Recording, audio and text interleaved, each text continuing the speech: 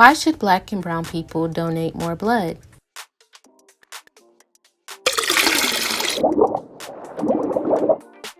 Every 2 seconds, someone in the U.S. needs blood. Less than 38% of the population is eligible to donate blood or platelets. Only 1 in 30 people regularly give blood. 36,000 units of blood is needed every day in the U.S. Who needs blood the most? A single car accident victim can require as many as 100 units of blood. Sickle cell disease affects 90,000 to 100,000 people in the U.S. About 1,000 babies are born with the disease every year. Sickle cell patients can require blood transfusions throughout their lives. More than 1.8 million people are expected to be diagnosed with cancer in 2020. Many of them will need blood, sometimes daily, during their chemotherapy treatments. The blood type most requested by hospitals is blood type O. There is a greater prevalence of blood type O in African Americans and Spanish Latino populations. Blood donations from African Americans and Latinos can treat a broader cross-section of patients more than blood donations from Caucasians.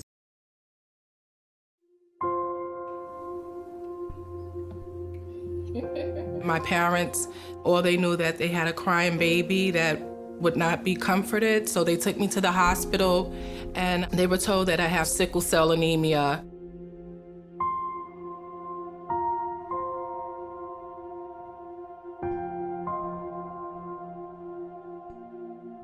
One of the memories I do have is being sick and having my father rush me to the hospital, driving me in the car to the emergency room.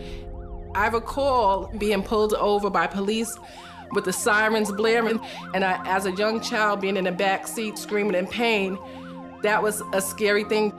But once my father explained what was going on, that I had sickle cell, the officer helped and escorted us to the hospital for the blood transfusions, and everything turned out okay. So to protect me, I guess my mom told me as a young child that people with sickle cell anemia aren't able to have children.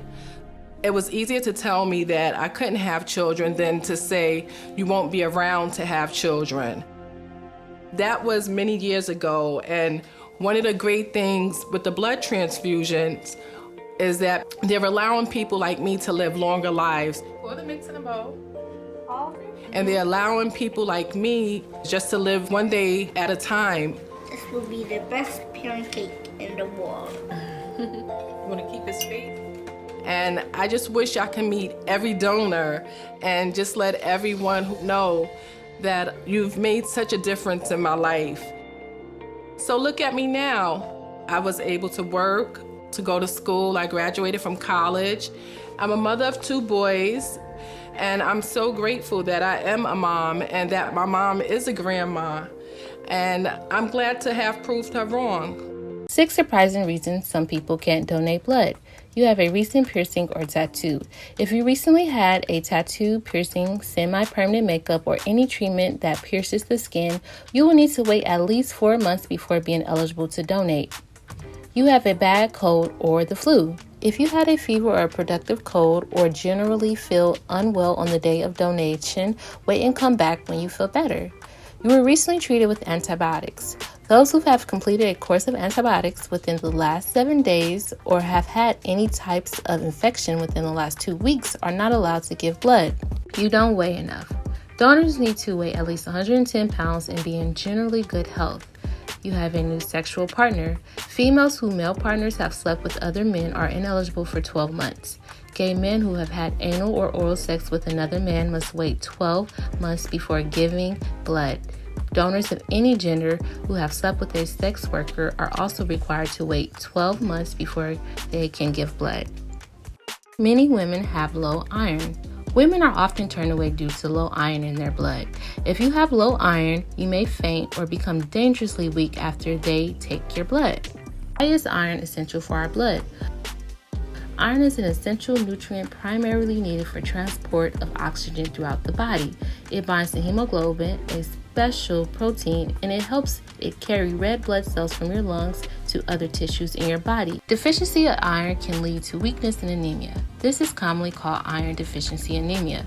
Symptoms of iron deficiency anemia can take time to develop and includes fatigue, weakness, anxiety, irritability, hair loss, and depression. Too much or too little iron in your diet can lead to health issues like liver problems, iron deficiency anemia, and heart damage.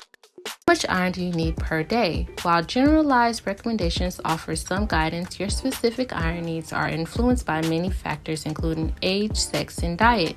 Newborn babies need the least amount of iron from their diet. They're born with a store of iron absorbed from their mother's blood while in the womb.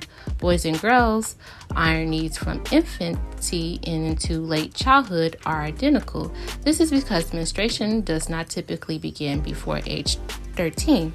Teenage girls need more iron than boys their age. Teen girls need about 50 milligrams daily. This is because they need to not only support growth but also compensate for iron loss through menstruation. Teenage boys between the ages of 14 and 18 need about 11 milligrams of iron that help support growth spurts common at this age.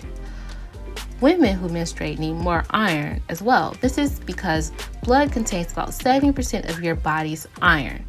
At the beginning of the menstrual cycle, the body loses about 2 milligrams daily as blood is shed from the lining of the uterus.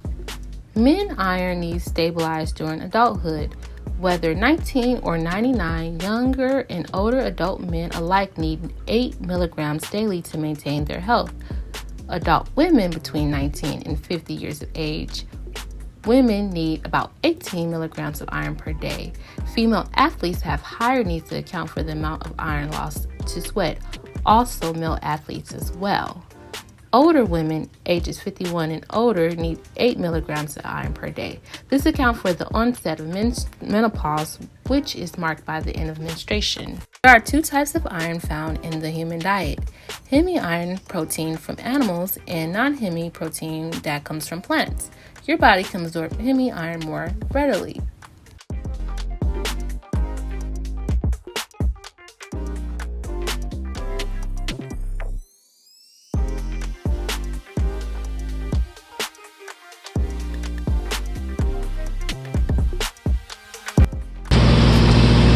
Acosta here at Watts Health Center,